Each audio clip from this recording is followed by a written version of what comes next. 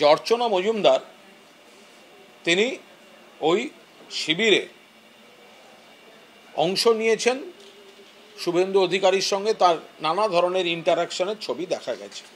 প্রশ্ন হচ্ছে, জাতীয় মহিলা কমিশনের কোনো সদস্যা এরকম একটি দলীয় স্বাস্থ্য শিবিরে তিনি নাগরিক হিসেবে, ডাক্তার হিসেবে, যে হিসেবে হোক উনি যেতে পারেন কি না? এই কারণেই তো আমরা বলেছি জাতীয় মহিলা কমিশন হচ্ছে বিজেপির শাখা সংগঠন, গণসংগঠন, যিনি নানা সময় জাতীয় মহিলা কমিশনের সদস্য পরিচয় দিয়ে রাজ্য সরকার এবং তৃণমূলের বিরুদ্ধে বিকৃত প্রচার করেন।